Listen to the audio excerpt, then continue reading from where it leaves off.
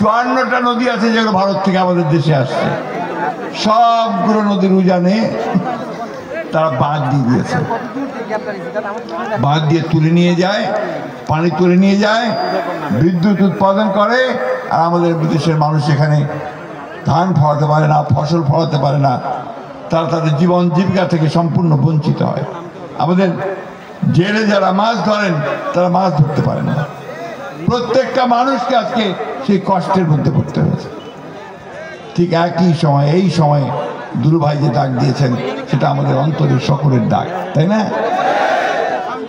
আমরা লড়াই করেছি 15 বছর সেই ফ্যাসিবাদী হাসিনা সরকারের বিরুদ্ধে, তাই না? আমাদের ছেলেরা লড়াই করেছে 34 দিনের সকলের লড়াইয়ের মাধ্যমে সে পালিয়েছে। এখন কোথায়? ওই ভারতে, তাই না?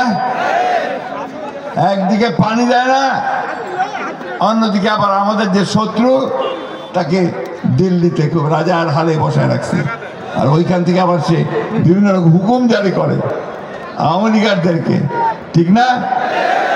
আওয়ামী লীগ আছে নাকি? আরও পালাইছেন, আমার সাথে সাথে সব পালাইছে। তো বন্ধুগণ, আজকের এই সংগ্রাম আমাদের বাঁচা মরার সংগ্রাম, এই এলাকার মানুষের।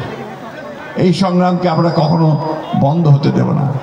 আজকে আমরা এই সরকারকে পরিষ্কার করে বলতে চাই, অন্তর্বর্তীকালীন সরকার, কথায় তো বলেন যে আমরা নিরপেক্ষ, তো নিরপেক্ষ কিন্তু এই জায়গায় থাকলে চলবে না। এই জায়গায় আপনাকে মুখ খুলতে হবে, ভারতকে বলতে হবে যে আমার পানির ন্যায্য হিস্সা আমি চাই। আর আপনি যেহেতু অন্তর্বর্তীকালীন সরকার, খুব তাড়াতাড়ি নির্বাচনটা দিয়ে জনগণের সরকারের হাতে ক্ষমতা দেন।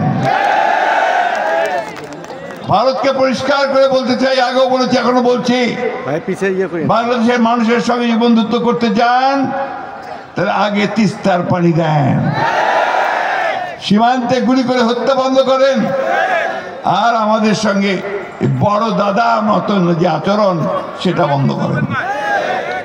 আমরা আমাদের পায়ের উপরে দাঁড়াতে চাই, আমরা আমাদের হিস্সা বুঝে নিতে চাই। আমরা অবশ্যই ভারতকে একটা বন্ধুভাবে দেখতে চাই, কিন্তু সেই বন্ধুত্ব হবে সম্মানের সঙ্গে, আমার যে পাওনা সেই পাওনা বুঝে দেওয়ার সঙ্গে। লড়াই না করলে কিছু পাওয়া যায় না। সেই লড়াই করেই আমরা তিস্তার পানি আনবো, আমাদের অধিকারগুলো আদায় করে নেব। আজকে সেইভাবে আসুন আমরা সবাই এক হই।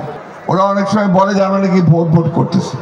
ভোট করার কারণ একটাই, যে ভোট না হলে আমার নেতা নির্বাচিত হবে কোত্থেকে? আমার কথাটা বলবে কে?